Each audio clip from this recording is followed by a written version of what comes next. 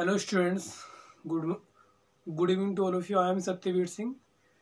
I will teach you some topics of the physics, and that one topics is including here today Coulomb's law. Coulomb's law. This is very important topics in physics. First chapter about Coulomb's law. So in Coulomb's law, we will find a force because Coulomb's law basically to find a force between two charges. Like we studied about the charge. Like if this is a positive charge, this is a positive charge, so they repel like this. They repel like this in their line. मतलब इनकी जो lines है उसी line में एक दूसरे की तभी भागेंगे. मान लीजिए ये पहला आवेश है, ये दूसरा आवेश है. सेम चार्ज क्या करते हैं? रिपल करते हैं. तो सेम चार्ज जब रिपल करते हैं तो ये वाला फोर्स क्या होगा? एफ दूसरे पर पहले के कारण, क्योंकि इस पे जो फोर्स लग रहा है वो इसका लग रहा है. ठीक है, तो ये हो जाएगा F2 तो इस आवेश पर इसके कारण यानी कि F2 और ये डायरेक्शन बता रहा है कि ये उधर को लग रहा है. और यहाँ पे क्या लग रहा है? F पहले पर दूसरे के कारण, तो ये क्या हो गया? F12. राइट. तो इन दोनों डायरेक्शन के अपोजिट है. और जैसे कि मान लीजिए अगर निगेटिव है तब भी ऐसी होगा.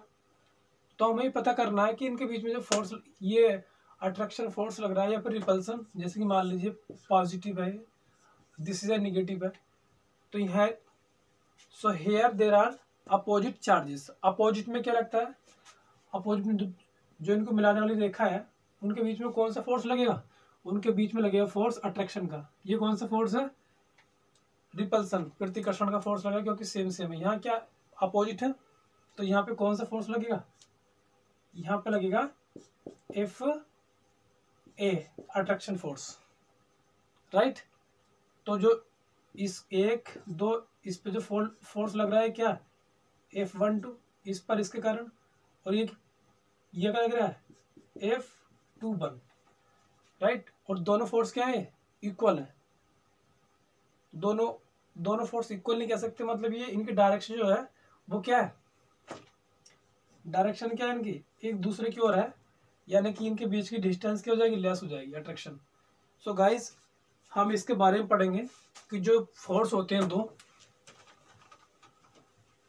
जैसे मान लीजिए दो फोर्स हैं, सॉरी फोर्स नहीं, दो चार्ज है. चार्ज एक प्लस का चार्ज है. तो कूलॉम्स लॉ ने क्या बताया था? एक फोर्स बताया था. Force between two charges. Force between two charges. तो हमें फोर्स बिटवीन टू चार्जेस बताना है. अब यहाँ पे क्या करना आपने? तो जो फोर्स बिटवीन टू चार्जेस बताता है, दो आवेशों के बीच में जो लगने वाला बल है वो कौन बताता है? कूलॉम का नियम बताता है. इसलिए बना बेसिकली. ठीक है. और कूलॉम का नियम या तो अट्रैक्शन का होगा या फिर क्या होगा? रिपल्सन का होगा. केवल दो ही कंडीशन होंगी. राइट. नाउ जैसे मैं एक काम करता हूँ, एक आवेश क्या मान लिया? Q1 और एक क्या मान लिया आवेश? Q2. दोनों क्या मान लिए मैंने? प्लस प्लस के मान लिए. राइट. अब इनको मिलाने वाली रेखा क्या होगी? इनको मिलाने वाली रेखा क्या होगी? होगी R. क्लियर. R इनके बीच की दूरी है दोनों आवेश की. ये बिंदु A है, ये बिंदु क्या है? B है. बिंदु A पर कौन सा आवेश रखा? Plus Q1. बिंदु B पर कौन सा रखा? Plus Q2. इनके बीच की डिस्टेंस कितनी है? R है. राइट. तो इनके बीच में जो फोर्स होगा, तो अकॉर्डिंग टू कूलॉम्स लॉ, तो सबसे पहले इन्होंने छोटा सा एक रूल दिया. कौन सा? कि दो आवेशों के मध्य लगने वाला बल, दो आवेशों के बीच मध्य लगने वाला आकर्षण या प्रतिकर्षण बल, कुछ भी हो सकता है. तो यानी कि F प्रोपोर्शनल टू दोनों चार्ज जो है ना उनके गुणनफल के, Q1 Q2. जो दोनों आवेश हैं, यानी कि दो आवेशों के बीच लगने वाला बल उनके आवेश की मात्रा के मल्टीप्लाई के क्या होता है, डायरेक्ट प्रोपोर्शनल होता है, राइट। Equation number 1। सेकंड, जो फोर्स होता है वो उनके बिटवीन डिस्टेंस, बीच की दूरी के वर्ग के व्युत्क्रमानुपाती होता है, राइट। इक्वेशन नंबर क्या आ गई, 2 आ गई। अब इसके बाद में हम इनको एक काम कर लेते हैं, टू कंबाइनिंग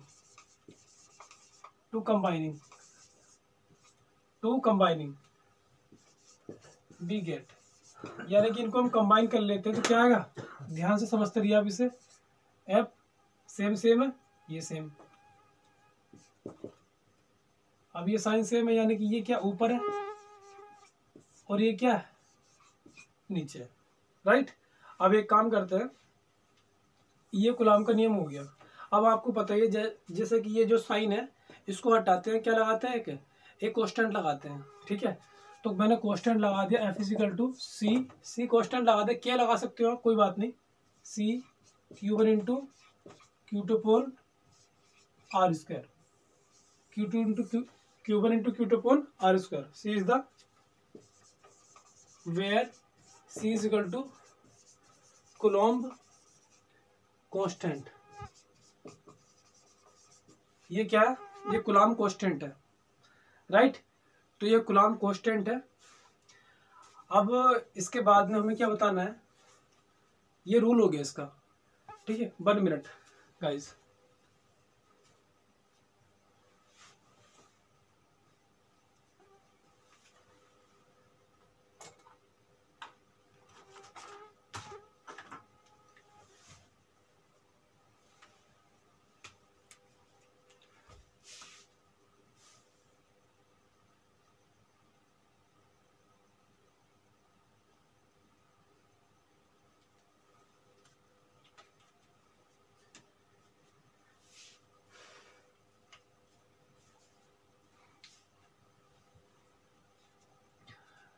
तो ये जो सी लगाया हमने कांस्टेंट, इसकी वैल्यू कुछ होती है, तो यहाँ पे मैं लिख रहा हूँ इसकी value F equal to C की वैल्यू होती है 1/4 epsilon into Q1 into Q2 upon R square, right. ये हो गया तुम्हारा। और यहाँ पे के पी आता है, के, और के क्या है, परावैद्युतांक है, ठीक है। और ये एप्सिलॉन क्या है, एप्सिलॉन नोट, इसे बोलते हैं epsilon naught. Epsilon naught equal to क्या होता है, निर्वात की वैद्युशीलता,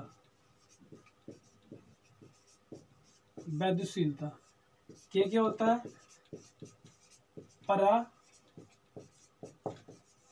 परावैद्युतांक। अब इन दोनों का काम क्या होता है, जो ये निर्वात की वैद्युशीलता होती है, अगर मैं इसे हटा दूं, नोट को, जीरो को नोट कहता है, तो ये क्या हो जाएगी, ये माध्यम की वैद्युशीलता हो जाएगी। तो वैद्युशीलता क्या होती है, जीरो लगा दूंगा, निर्वात की हो जाएगी। और के का जो मान होता है परावैद्युतांक का, ये वायु के लिए, वायु व निर्वात के लिए, निर्वात क्या होता है जहां वायु नहीं होती है, ठीक है। वायु में निर्वात के लिए के का मान क्या होता है, फिक्स होता है 1, ठीक है, ध्यान रखना। तो यहाँ पे मैं इतना बता रहा हूं तुम्हें, ये आपको बात समझ में आ गई होगी, ठीक है। अब मैं इसे फिनिश कर रहा हूं, ठीक है बच्चों, आपको समझ में आ गया होगा। अब देखो ये हमारा कूलॉम का नियम है, फेस बिल्कुल सही, ठीक है। अब यहाँ पे अगर मैं एक काम करता हूँ, ये निर्वात की वैद्युशीलता, निर्वात का मतलब वायु है, निर्वात, तो वायु का मतलब क्या होता है, जहाँ पे वायु होती है। निर्वात का मतलब क्या होता है, वैक्यूम, वैक्यूम का मतलब जहाँ पे वायु नहीं होती है, जहाँ पे एयर नहीं होती है, राइट। अब यहाँ पे मैं एक काम करता हूँ, वायु के लिए इसको लिया मैंने तो क्या आ जाएगा, 1/4 पाई एप्सिलॉन एन, के की जगह क्या रख दिया, वायु के लिए 1 रख दिया, क्योंकि फिर क्या Q1 into Q2 upon R square. ये हमारा कूलॉम लिया, कूलॉम का नियम है, कूलॉम्स लॉ। अब इसको एक काम करते हैं, इसे वेक्टर की फॉर्म में लिखते हैं। किसकी फॉर्म में, वेक्टर की फॉर्म में। तो वेक्टर की फॉर्म में कैसे लिखा जाता है इसे, इन वेक्टर फॉर्म, वेक्टर फॉर्म। अब तुम कहोगे वेक्टर फॉर्म क्यों लिख रहे हैं, क्योंकि जो फोर्स है वो क्या है, इसमें मैग्नीट्यूड मतलब परिमाण वैल्यू होती है इसकी, और डायरेक्शन भी होती है। अगर मान लीजिए किसी चीज को हमने खींच रहे हैं ऐसे, तो डायरेक्शन है इधर को, और कुछ ना कुछ उसकी वैल्यू भी है फोर्स की, किसमें, न्यूटन में, क्योंकि for the unit of force is newton in system international system, okay, SI system, और you can say MKS metre kilogram second. So यहाँ वेक्टर फॉर्म में अगर लिखना है इसको, तो वेक्टर फॉर्म में लिखने के लिए एक काम करना पड़ेगा यहाँ पे, F vector is equal to, now you can use vector, और 1/4 pi epsilon naught Q1 Q2 upon R square. और यहाँ पे आपको एक काम करना पड़ेगा, आर कैप लगाना पड़ेगा। ये कुछ भी नहीं है, ये केवल डायरेक्शन बता रहा है। इसे कहते हैं यूनिट वेक्टर। क्या होता है, कहते हैं इसे यूनिट वेक्टर, एकांक सदिश। एकांक सदिश, इसका मान कितना होता है, 1 होता है, और इसका काम केवल क्या होता है, डायरेक्शन, किसकी, फोर्स की डायरेक्शन, किधर को डायरेक्शन लग रही है इसकी। तो डायरेक्शन का भी क्लियर कर लेते हैं मैटर हम यहाँ पे। अगर मैं आपसे ये कहूं,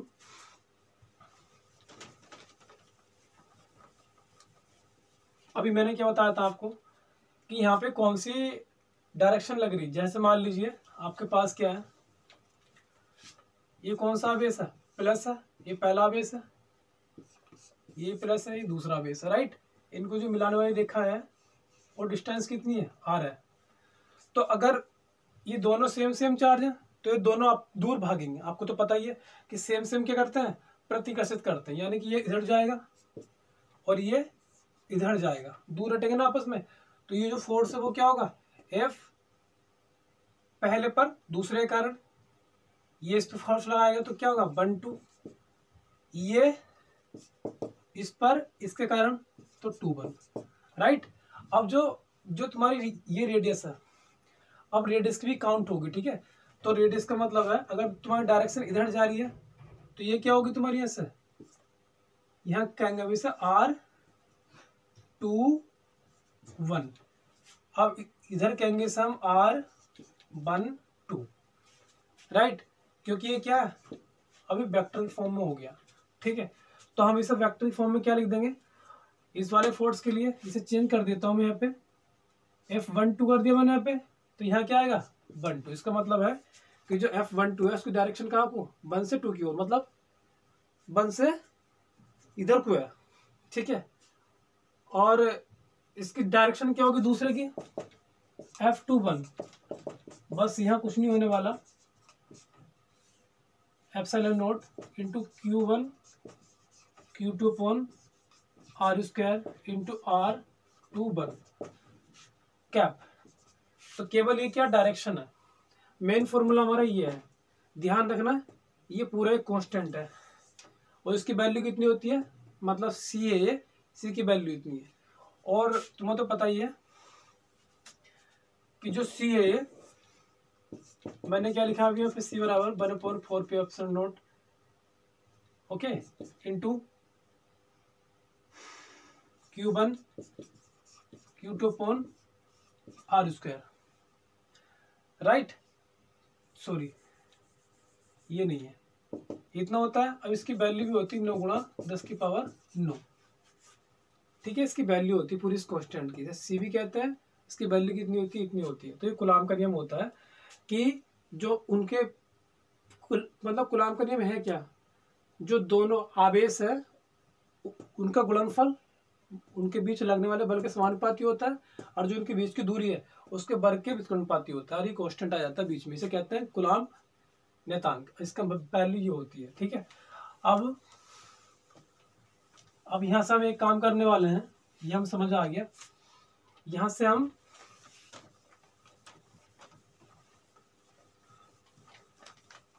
डायरेक्शन के बारे में पढ़ेंगे, ठीक है, थोड़ा सा। तो अगर हम डायरेक्शन निकालना सीखे, हाउ टू फाइंड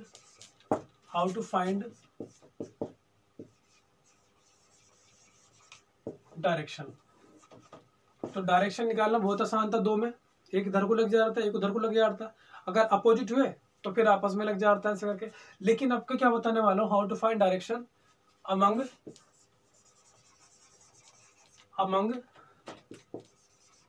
3 चार्जेस।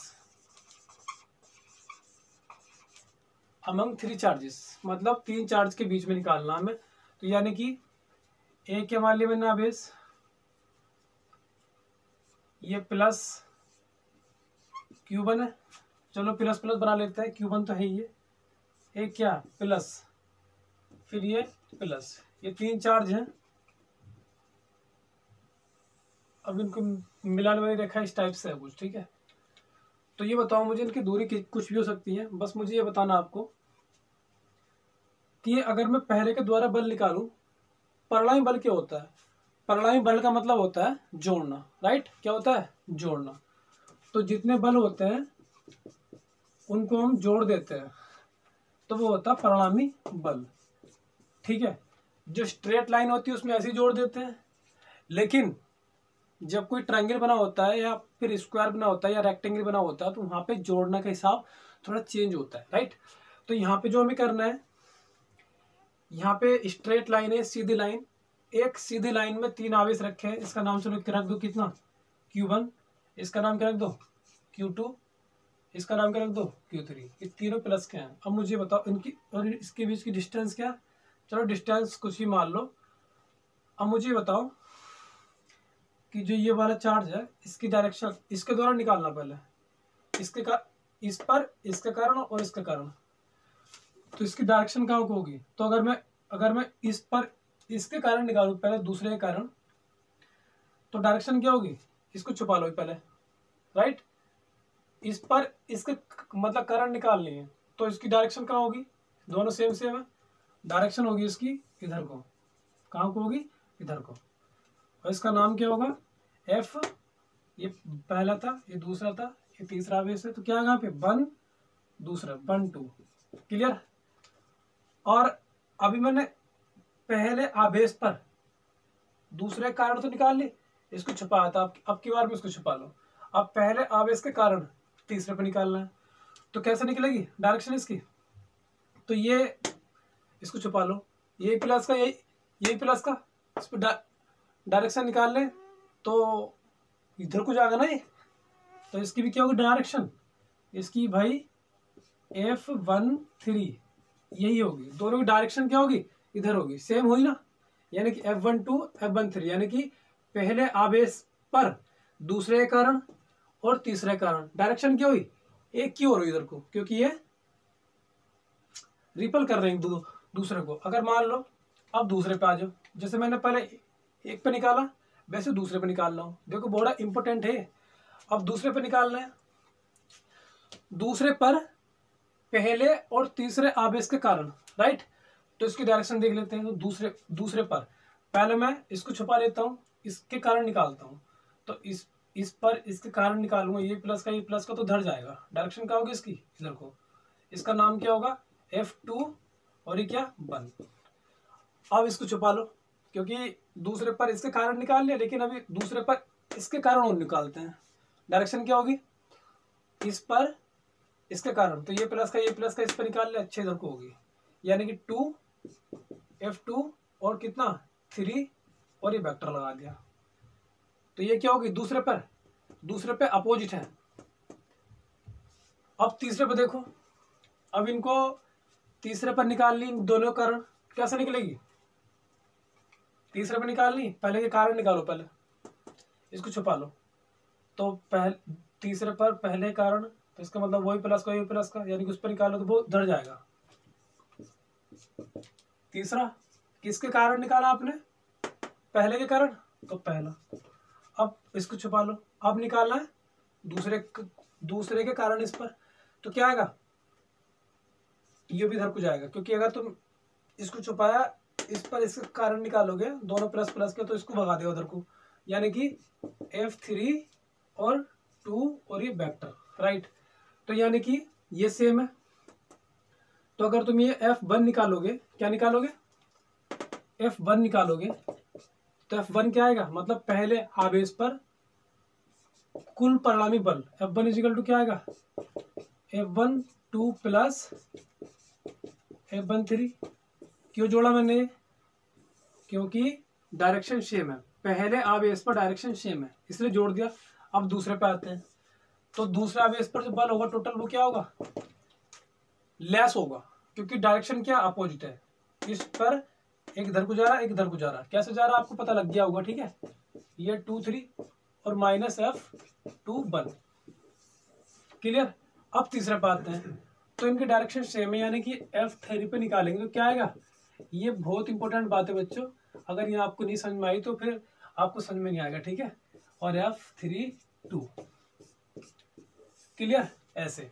तो अगर डायरेक्शन सेम है फोर्स की, किसी एक आवेश पर लगने वाले जितने भी बल हैं, तो अगर उनके डायरेक्शन सेम है तो जोड़ देते हैं, सेम है यहाँ पे अपोजिट लेस कर दिया, यहाँ पे सेम है, वो सॉरी हाँ यहाँ पे सेम है तो प्लस होगा, क्लियर। तो ये कूलॉम के नियम का सिस्टम है थोड़ा सा, राइट। आपको समझ में आ गया होगा शायद ये, ठीक है। तो अगर आपके समझ में आ गया तो मुझे बता देंगे आप कमेंट में, ठीक है, क्योंकि ये बहुत इंपॉर्टेंट है। अगर ये नहीं आता है तो फिर फिजिक्स पढ़ना थोड़ा सिस्टम हो जाता है, ठीक है। अगर डायरेक्शन अगर तुम नहीं करते हो तो फिर नंबर कट जाते हैं, है ना। तो ये बात आपको पता लग गई होगी, ठीक है। अब एक काम करते हैं, तो डायरेक्शन पता लग गया आपको, परिणामी बल कैसे निकालते हैं। डायरेक्शन सेम है तो ऐड कर देते हैं, और अपोजिट है तो लेस कर देते हैं, सबट्रैक्ट, राइट। अब एक काम कर देते हैं, अध्यारोपण का सिद्धांत पढ़ते हैं। अध्यारोपण का सिद्धांत, तो ये अध्यारोपण का सिद्धांत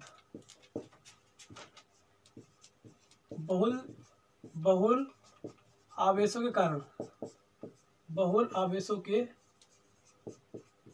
कारण, अध्यारोपण का सिद्धांत बहुल आवेशों के कारण, ठीक है। बहुल का मतलब होता है बहुत सारे, तो जो अध्यारोपण का सिद्धांत है, अध्यारोपण का मतलब क्या होता है कि जितने भी चार्ज हैं, जितने भी आवेश हैं, उन पर लगने वाला बल,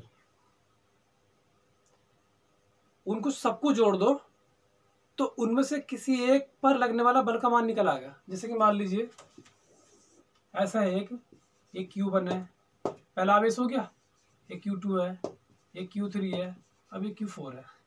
तो मैं ये कोई सिस्टम है, इसमें कितना आवेश है, एक Q1 Q2 Q3 Q4, इसमें चार मतलब चार्ज आवेश है। तो मैं एक काम कर रहा हूँ, किसी एक आवेश के द्वारा बल निकाल रहा हूँ, तो फिर हमें एक काम करना पड़ा है, किसी एक के द्वारा निकाल रहे हो तो इन सबको निकाल इसके कारण बल निकाल कर जोड़ के जो आएगा, मतलब किसी निकाय में जितने आवेश होते हैं तो उनमें से किसी एक आवेश पर निकाला गया परिणामी बल उनके सभी आवेश पर लगने वाले बल के क्या होता है, इक्वल होता है, जोड़ के इक्वल होता है, राइट।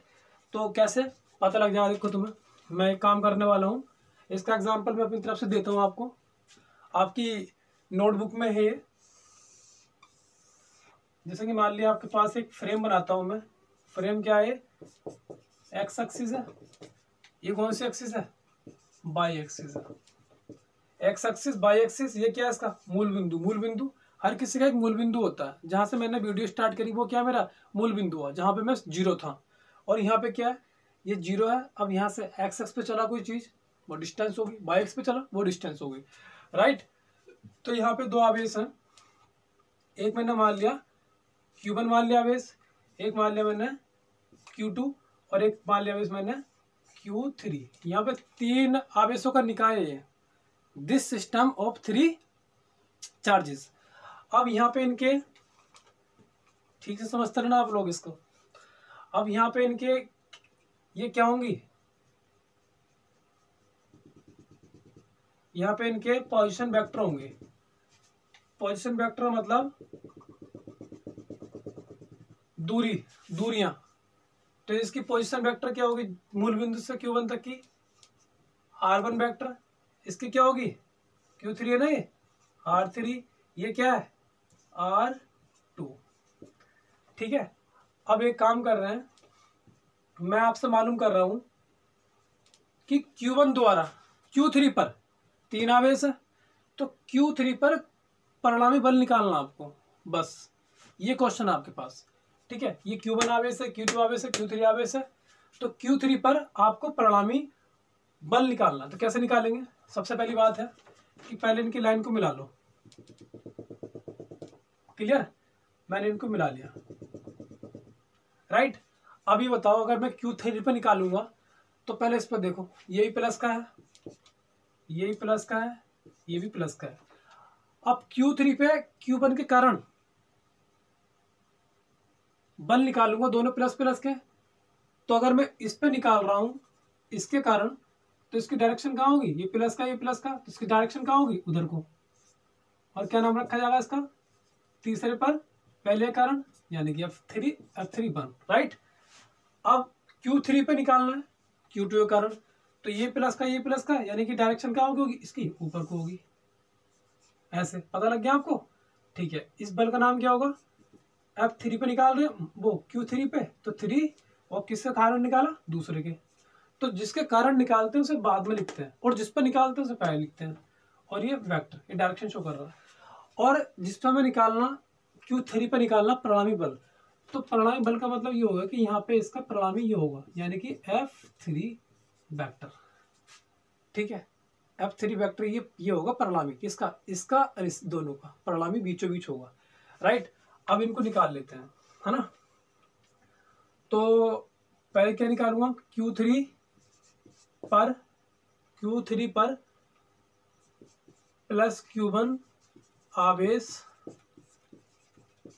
द्वारा बल, तो क्या आएगा, Q3 पर प्लस Q1 द्वारा बल, तो क्या हो, ये कूलॉम के नियम से Q3 पर Q1 के कारण, तो क्या बल निकला हो, F3 बल, क्योंकि तीसरे पर पहले कारण निकालना। फॉर्मूला क्या होता है, 4πε0 और इंटू Q3 पर Q1 ये होगा, Q2 ये होगा, क्योंकि आपका फॉर्मूला क्या होता है, Q1 इंटू Q2, तो Q1 क्या है, ये है, Q2 ये है, अपॉन R²। तो डिस्टेंस क्या मानेंगे इसके R, और यहाँ पे क्या लिखेंगे, आप किसके तरफ निकाल लो, यानी कि Q1 से Q3, क्या लिखोगे यहाँ पे, डिस्टेंस इसकी R3 यानी कि इसकी डायरेक्शन, ये डायरेक्शन शो कर रहा है, राइट, 3 अब इसके बाद में निकालोगे आप Q3 पर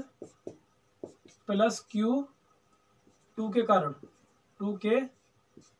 कारण बल, क्या आएगा, F,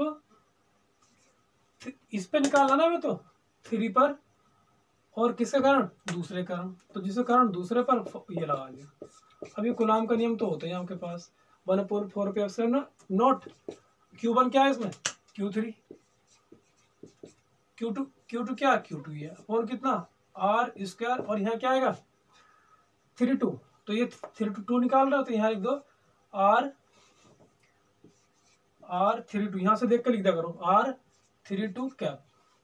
तो ये कुछ नहीं है, केवल डायरेक्शन दिखा रहा है, अगर ऐसा ना भी लिखोगे आप तो कोई दिक्कत नहीं है, लेकिन ये वेक्टर फॉर्म में लिख रहा हूँ, इसलिए लिखना पड़ रहा है मुझे, ठीक है। तो मैंने इस पर निकाल लिया, इस पर दोनों बल निकाल लिए। अभी परिणामी बल निकालना, तो यानी कि प्लस Q3 पर परिणामी बल F3 equal to F3 plus, दोनों को जोड़ दो, F3 और F3 ऐड करना है ना दोनों को, तो ऐड कर देते हैं। तो F3 इक्वल टू, अब यहाँ पे 1/4πε0 क्या है, कॉमन है, दोनों को जोड़ोगे तो ये क्या चीज है, ये और ये कॉमन है, और ये भी R² भी कॉमन है, 1/R², राइट। अब इसके बाद में क्या आ गया पे, यहाँ क्या बचेगा, Q3 इंटू Q1 और plus Q1 into Q3 into R3 plus Q3 into Q2 R3 बस ये हो गया, ठीक है। ये फोर्स निकल के आ गया से, तो दोनों पे निकाल कर दोनों को जोड़ दिया। अगर इसमें कितने निकाय, कितने चार्ज है, अगर n चार्ज है n, तो n के लिए क्या करेंगे इसमें, हम n के लिए करेंगे F3 1/4πε0 1/R² Q3 Q1 R vector 3 1 plus Q3 Q2 R cap 3 2, right. अब यहाँ पे काम करेंगे, डॉट डॉट करके यहाँ पे n तक लिख देंगे Q1, ठीक है, n तक लिख देंगे। ऐसे कितने होंगे, n होंगे। तो इस प्रकार से निकाल लेंगे किसी निकाय के कारण, राइट। तो आपको डायरेक्शन निकालनी आ गई होंगी इसकी। ये आपको मैंने एग्जांपल में बता दिया, मैंने आपके लिए कल वीडियो बनाई थी एक, तो आप उसमें चेक कर लीजिए, ठीक है। मैंने सोचा कि ये रूल मुझे बताना चाहिए फिर दोबारा से, तो मैं दोबारा से बता रहा हूँ इसको, ताकि कुछ बच्चों ने स्किप किया था तो उनकी समझ में आ जाए, ठीक है।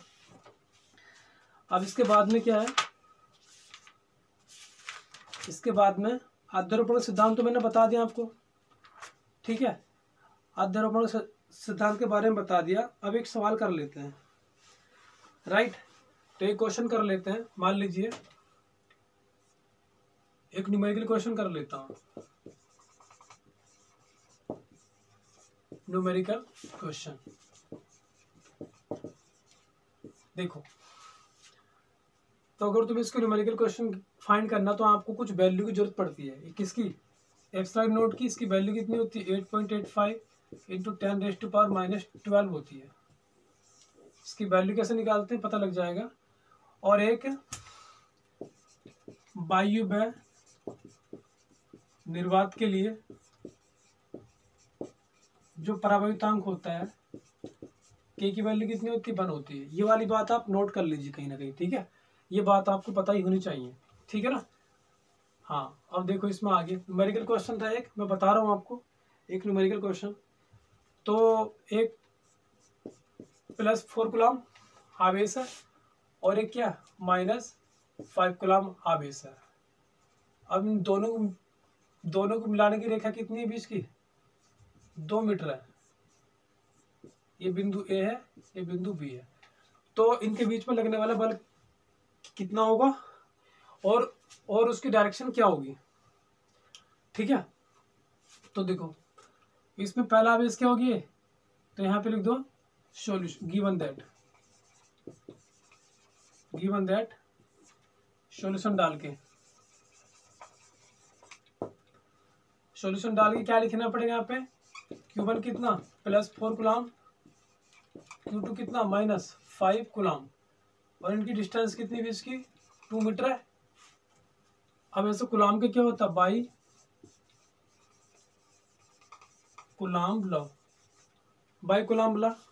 तो कूलम लॉ क्या होता है, बोलो कूलम लॉ क्या होता है।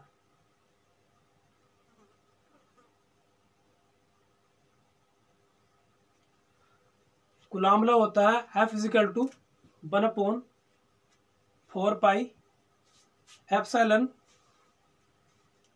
K into Q1/Q2 upon R square. F = कितना होता है, 1/4 पाई एप्सिलॉन नॉट और कितना Q1 Q2 upon R square. अब जहां पे माध्यम नहीं पता होता क्या कौन सा माध्यम है, कांच का माध्यम, हवा का माध्यम, निर्वात का माध्यम है। तो जहां माध्यम नहीं पता होता वहां पे निर्वात या वायु का मान लेते हैं, राइट। तो उसके लिए के की वैल्यू क्या होती है, 1 होती है। तो मैंने यहाँ पे वायु का माध्यम मान रखा है और इसकी जो वैल्यू होती है पूरी, ये जो मैंने कोष्टक माना था 1/4 पे एप्सिलॉन नॉट, इसकी वैल्यू होती है 9 × 10⁻9 होती है, राइट। ये होती है। अब यहाँ पे वैल्यू पुटअप कर देंगे, F = 1/4 पाई एप्सिलॉन, इसकी वैल्यू तो रखनी है 9 × 10⁻9। Q1 कितना 4 है, Q2 कितना 5 है। यहाँ पे जो ना ये माइनस का वजह से, लेकिन जब तुम वैल्यू रखोगे यहाँ प्लस की रखोगे, ठीक है। ये रूल होता है। अपॉन दूरी कितनी है कि ये होगी r कितनी है, 2 मीटर है। तो अपॉन R² कितना 2 और 2 का स्क्वायर हो जाएगा, राइट। अब यहाँ F = कितना आ गया, 9 × 10⁻9, 4 पंजे कितना 20 हो गया, 2 4 हो गया, 4 पंजे कितना हो गया 20, ये कैंसिल हो गया। F = क्या 9 5 × 45 एंड 10⁻9। और कोई भी बल हो उसका मात्रक क्या होता है, न्यूटन होता है, ठीक है। तो ये आ गया तुम्हारा आंसर। इसे और सही करके लिखेंगे तो इसे लिख देंगे 4.5 × 10⁻10, क्योंकि जब ये पॉइंट इधर को आएगा यहाँ लगेगा पहले यहाँ था, अभी इधर आएगा तो पावर बढ़ जाएगी, तो कितनी हो जाएगी अभी 10। तो ये स्टैंडर्ड होता है लिखने का तरीका कि आप केवल एक डिजिट छोड़ोगे उसके बाद लिखोगे, राइट। तो ये तुम्हारा आंसर आ गया। अब इसकी डायरेक्शन की बात करते हैं। तो डायरेक्शन क्या होगी, अगर तुम इसके कारण निकाल रहे हो +4 के कारण, तो 4 यानी कि पहला आवेश मान लो, दूसरा ही मान लो, तो पहले पे निकाल लो किसके कारण, दूसरे मतलब कारण 1 2, और ये क्या होगा, किसकी ओर होगा, -5C की ओर, -5C आवेश की ओर, आवेश की ओर इसकी डायरेक्शन होगी, यानी कि इसकी डायरेक्शन कहाँ होगी, इसकी ओर को, और इसकी होगी इधर की ओर को, ठीक है। तो दोनों बल क्या होंगे, सेम होंगे, बट बस इनकी डायरेक्शन क्या हो जाएगी, अपोजिट हो जाएगी।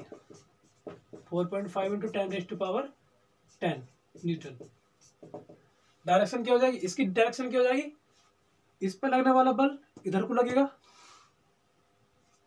और इसका बल इधर लगेगा, यानी कि ये क्या हो गया F12 और ये क्या होगा F21, दोनों, और दोनों क्या होंगे, परिमाण में बराबर।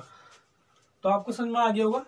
अब इसमें एक बात और कही जाती है कि ये दो आवेश हैं, +4C 4 कूलम -5 कूलम। अब इन पे जो लगने वाले बल है F12 F21 है, बीच की दूरी कितनी है, 2 मीटर है। तो इस पर लगने वाला बल और इस पर लगने वाला बल, दोनों का अनुपात कितना होगा, तो दोनों के बल क्या समान है, यानी कि F12 और अपॉन F21, इनका अनुपात निकालना, निष्पत्ति निकालनी है, तो दोनों सेम है, आप इनको डिवाइड कर देंगे, राइट। ये पूरा क्या हो जाएगा, कैंसिल हो जाएगा, और यहाँ क्या बचेगा F12 अपॉन F21 = 1:1, और यहाँ आएगा F12 F21 = 1:1। ये बहुत बार आता रहता है कि दो आवेश है, इसके कारण इस पर, इसके कारण इस पर जो बल लगेगा उनका अनुपात कितना, तो हमेशा चाहे कुछ भी हो बल अनुपात बनी होता है, राइट। तो इस बात का हम ध्यान रखेंगे, ठीक है, ओके। अब एक काम करते हैं,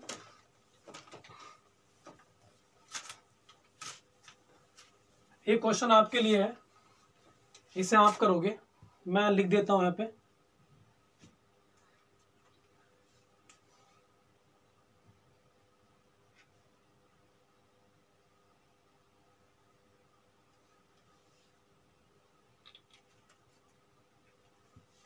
मैं यहाँ लिख देता हूं कि ये +8 कूलम है, एक पॉइंट है, ये बिंदु है, एक बिंदु ये बी, ये कितना है +6 कूलम है, आवेश है।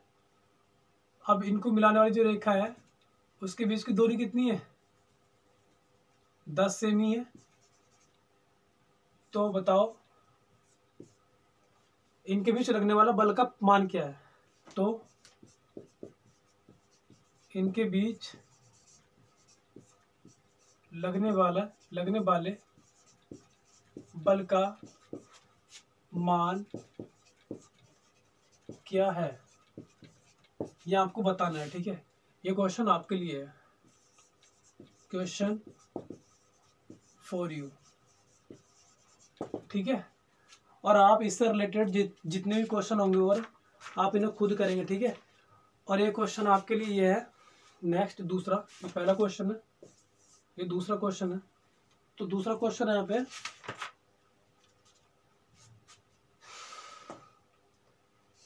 +1 कूलम, फिर कितना है 2C कूलम,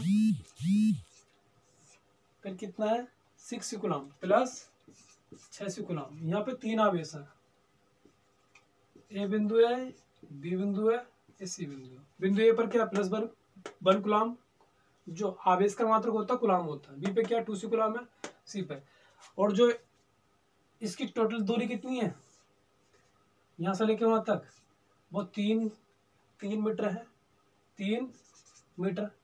और जो पहला आवेश है दूसरा आवेश तक कितनी दूरी है उसकी, 1 मीटर है। तो बताओ ये कितनी बची, फिर बोलो कितनी बचेगी, ये बचेगी हमारी 2 मीटर, ठीक है। अब एक काम करना, आपको क्वेश्चन दिया जाता है कि 2C पर 2 कूलाम पर लगने वाला परिणामी बल। दूसरा क्वेश्चन आपका 1 कूलाम आवेश पर लगने वाला बल। या आपको 2 क्वेश्चन निकालने हैं। अगर तुमने 2 क्वेश्चन कर लिए तो आपका ये टॉपिक समझ में आ जाएगा, right.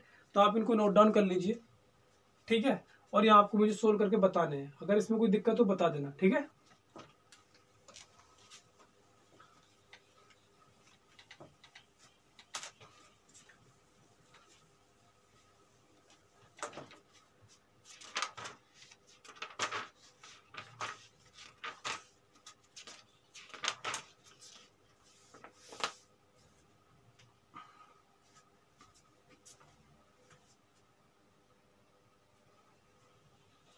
Okay guys, now time is over. So thank you for watching this video and I am very happy that you are watching. Guys, physics is not a very difficult subject, but you should start. This is a very great subject and you will know how to study this very well. So once again, thank you very much and stay tuned with me.